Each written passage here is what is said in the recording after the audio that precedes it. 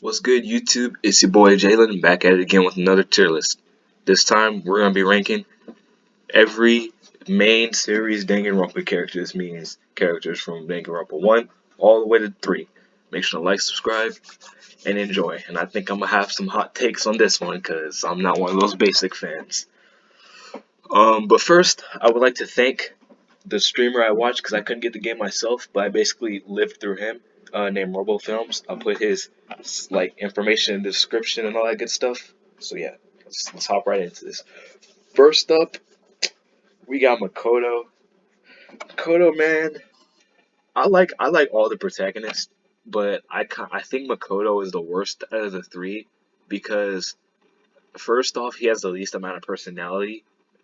Like throughout the trials, he's just basically just kind of he's like an insert yourself here type character. Like he's like that. He doesn't really have that much opinion or nothing. It's basically, oh, I will never let another murder happen and stuff like that. And another murder always happens. So there's that.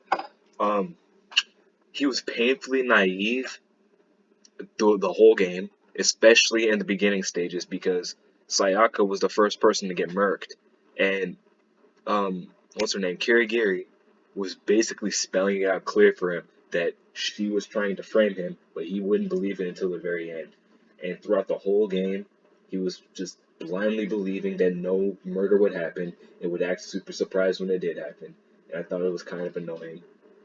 But at the end, I did like the last one where it revealed that he was the ultimate hope. I thought that was pretty. It was kind of cringe, but it was like cringe in a good way, you know. So I'm gonna have to put Makoto in good tier. He's slightly above mid. There's not many bad characters, so being in here is good. Okay, next we got Ibuki. I actually really liked Ibuki. I thought she was funny. In Danganronpa, the second one, I think it was the second murder where Peko was the killer, and it was the beach scene where all the girls came in bikinis. I thought that was like the funniest thing in the whole game. She was like, "I'm gonna pump these puppies full of silicone." When Peko came in, I thought that was hilarious, and I thought she was pretty useful in trials and all that good stuff. But mostly, I just find her really funny, and I like her ultimate talent because it's over the top and all that good stuff. And there was another scene, I think it was chapter 3, right before she got killed, where they were in the Titty Tavern or whatever it was called, Titty Typhoon, something along those lines. And she did a performance, and I thought it was funny. So I really liked her. I thought she was a good comic relief character. All right, next we got Tenko. Tenko is bad. She's a terrible character, dude. She's a feminazi. Fucking I forgot the martial art she did. It's Aikido or something like that. Um, Dude, she is just cringe, not good. The whole time she's calling us a degenerate male, and she blindly worshipped Himiko. We'll get to her later, and it was just annoying. And then the way she died, I thought it was just so fucking stupid because though it was actually supposed to be Himiko that died, but because she was blindly worshipping her, she took her spot and got killed instead. So she's an idiot for that. But the whole feminazi thing was stupid. Just so stupid. Every time a male walked by, she was like, "You degenerate male." That's like her default like voice thing, you know. I thought it was hella annoying. And yeah, she's bad. All right, next up we got Leon. I don't really know how to feel about Leon. He didn't get much time. He didn't get much time. He was the first killer. He's like the intro to the game, you know. It was pretty obvious it was him from the beginning because they literally spelled out Leon in numbers and stuff. His whole thing, how he doesn't like baseball, I think that's weird. Like, it's kind of compelling, but like, eh. He doesn't like baseball. He only does it because he's good at it. And he wants to get girls and all that stuff. And that's okay. He didn't really have much development. And in the trial, he didn't really do anything until we were like cornering him, and at that point, it's just the generic. Okay, I'm caught. I need to do whatever I can to like get the pressure off me. So yeah.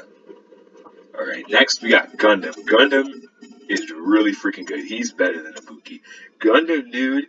he's the ultimate breeder, and he has the hamsters. And I think the hamster thing is so funny, and I like how he's super over the top, like I am Gundam Tanaka, and you will go in the fiery pits of hell, and all that stuff. And I also think his the one where he killed chapter 4, he killed what's his name Nikkimaru.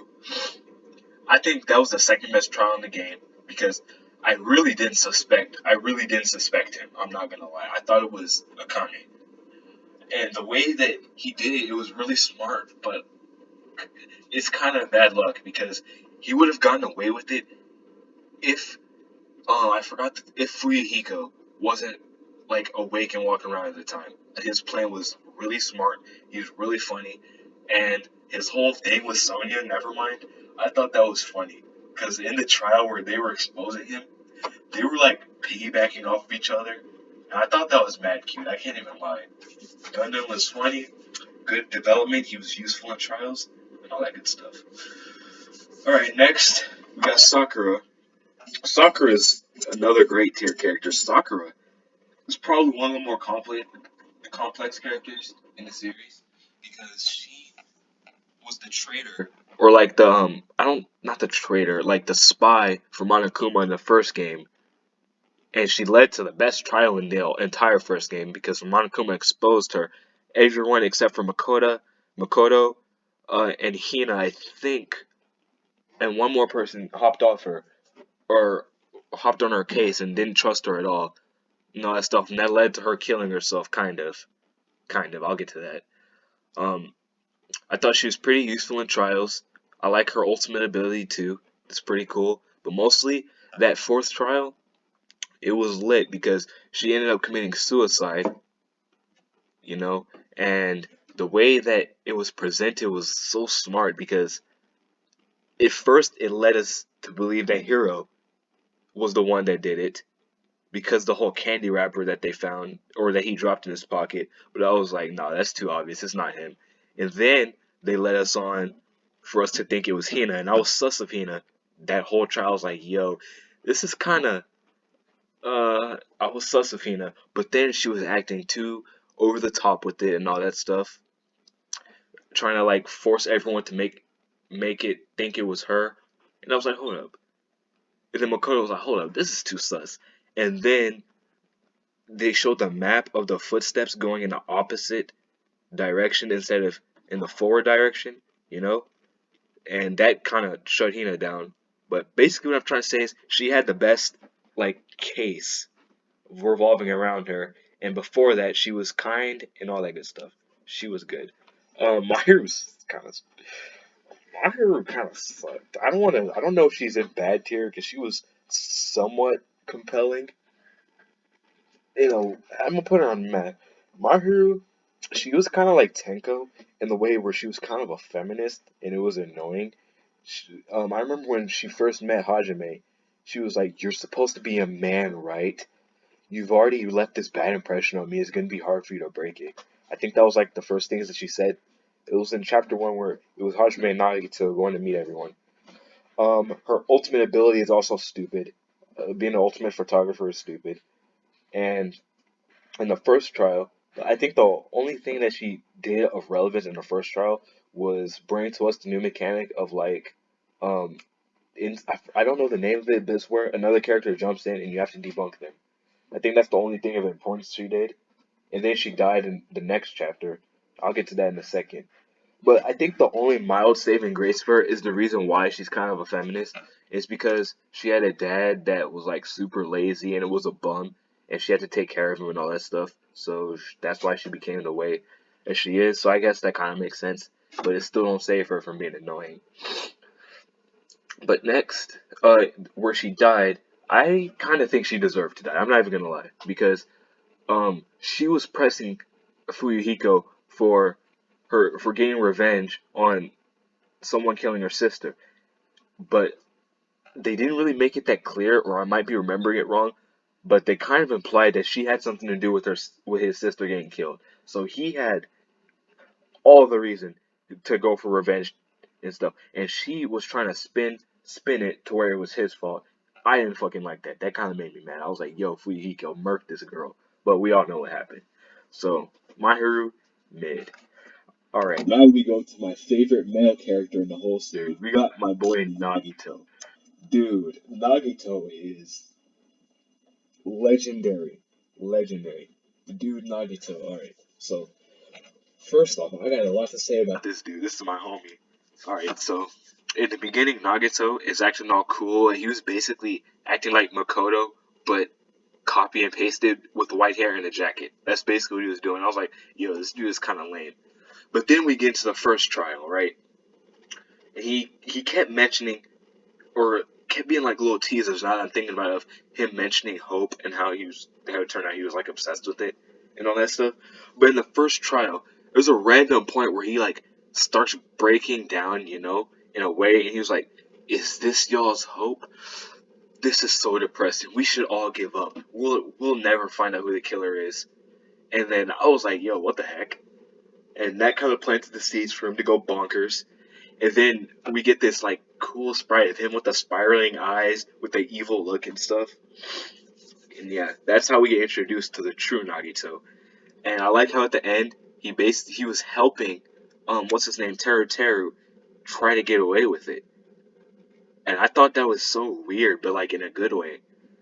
So then basically the rest of the game, to make a long story short, because I could go on and on about him, he was basically leading on everyone to a certain degree, and then he would drop a bombshell that would change the whole trial, basically like that.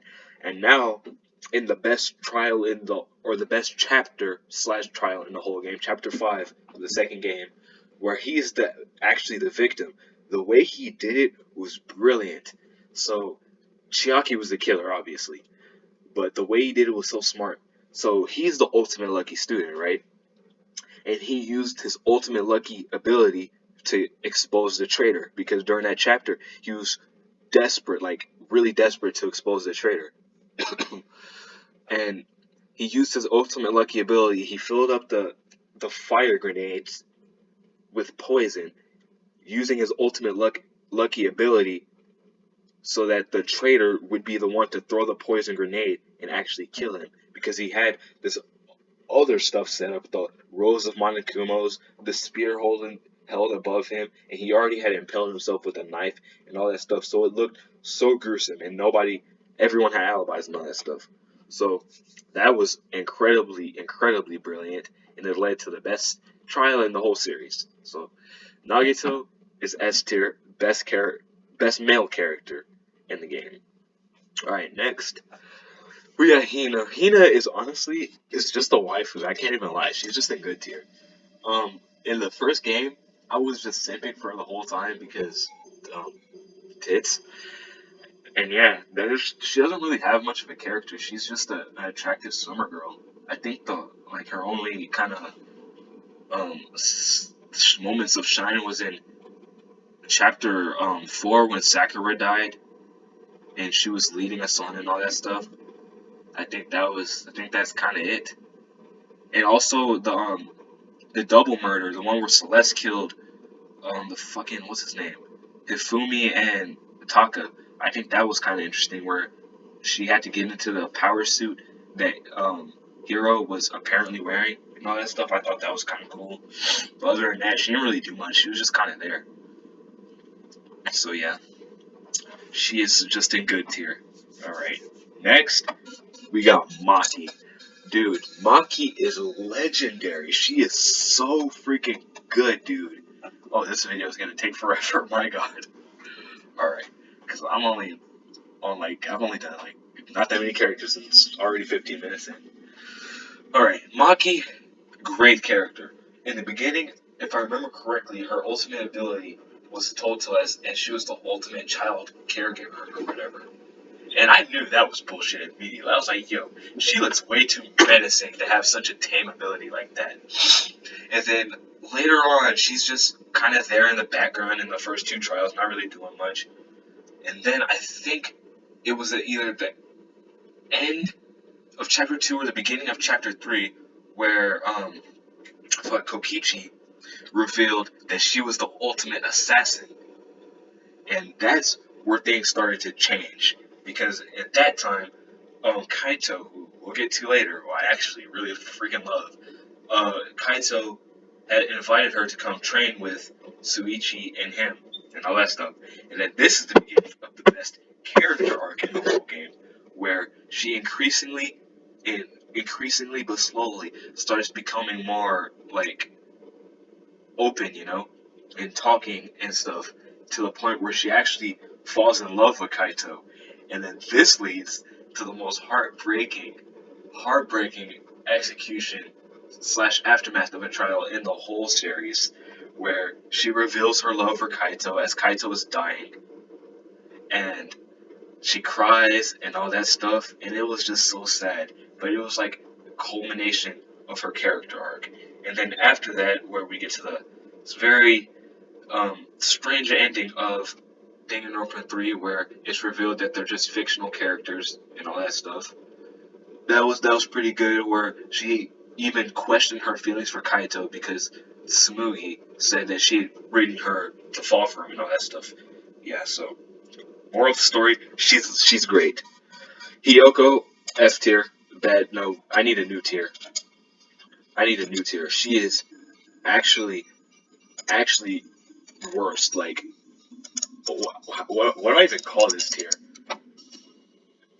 What's worse than bad? Actual cancer. That's what I'm gonna call her. Actual cancer. She is the worst character in the whole series. She has no redeeming qualities. She doesn't add anything to the game. So she is just a bitch. I don't know how to say it nicely. Just a bitch. To what's her name? Fuck. I need to look at her to see her name. I don't really remember. It's Mikan. Mikan. To Mikan the whole freaking game until she kills her. She calls her a rat faced bitch and all these names just for no reason. And I think it was the first trial. Yeah, it was the first trial where it was revealed. No, it was the second trial where Mahiru got killed, and she was finna talk about the autopsy, saying that Mahiru had crawled to the space with her last ditch, and one of the truth bullets was that she died instantly, and Mikan was finna reveal it. Hiyoko kept shutting her down. And even when that information was going to get Hiyoko out of the clear, she still insulted her. And it was just horrible. I guess somewhat decent, not even decently, somewhat mildly interesting is her relationship with Mahiru. That kind of added to the trial just a little bit. But other than that, she sucked. And I was so happy that she died. Next, we got Kiko. He's terrible. All I can say is he fucks his sister. Like, that automatically makes you bad tier. He's in an incest relationship with his sister. There's nothing good about him. Before that, he was mildly interesting. But it was so obvious that it was him that was the killer because he's the one that suggested that stupid ritual where he killed Tenko. So it was pretty obvious. But yeah, nothing about him. After they revealed that he was in an incest relationship, that took all of my like for him out of the window. So he actually sucks. All right, next we got Mikan. I actually like Mikan, dude. I actually like her. I actually like her more than Hina. Mikan, I felt bad for her because the way they killed her was kind of whack. I can't even lie. Before that, she was this sauce. She was like, she reminded me of what's her name? I forget her name. Toko. Toko. She reminded me of Toko in a way where she was soft spoken and didn't really like feel sure of herself and all that stuff. But she was really like important in trials. She was always coming in clutch with the autopsy and stuff and pointing out vital clues and stuff. And yeah, they just did her dirty with that whole double murder stuff, dude. Because I think it was the despair disease where basically she got the one that made her act completely out of character. So they can give us the surprise of having the least likely person to murder actually be the killer. I thought that was kinda whack. But yeah. Um I thought she was a good character. Rantaro, I can't even put him in any of these tiers because he literally didn't do anything, good or bad. So I guess I have to add another tier. Um, Oops, wrong one. I have to add another tier. Do. No opinion. That's where Rantaro is gonna go. Alright, let me fix this. Yes, that's where Rantaro is gonna go. He literally didn't do anything. He just died. He just died. That's it. That's all he did. And then in the end, he revealed that he was a previous survivor of the killing game, which is why his ultimate ability was being the ultimate survivor. But yeah, I really don't know what to say about him. So, there we go. Next, we got, fuck. Oh shit, my mom is here.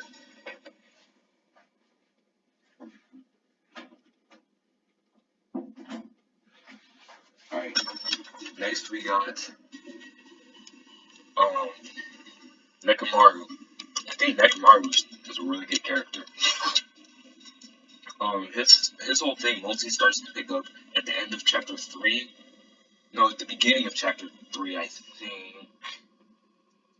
Either beginning of chapter 3 or 4, I forget which chapter it is, where Akane is fighting Monokuma and stuff, and Monokuma is about to kill her, but Nekomaru jumps in front to save her. I didn't see that coming, well, not really at least, and I thought it was pretty clean. So basically, yeah, there's that. And then when he came back as a robot, I thought that was pretty cool. But mostly, I like his relationship with Akane. How he's the ultimate team manager, so he basically trains people and all that stuff. And I thought that was a pretty cool concept. And how over the top he is. And I think the funniest thing was where he was talking about how he always had to take a dump. Like, oh, all you need in the morning is a good breakfast, a good something else, and a good shit. I thought that was hilarious. But yeah, great character. Fuck, Soda. I forgot his first name. Soda, you're good. Mostly he doesn't really add anything to the trials or anything. He's just kind of there. Mostly, I just like his obsession with Sonya. I think that's funny. I think that's actually kind of funny. How he snips for Sonya so hard, but Sonya always shuts him down. And how he's like stupid, like horny. Because there's this one hidden event that I saw where, hold on,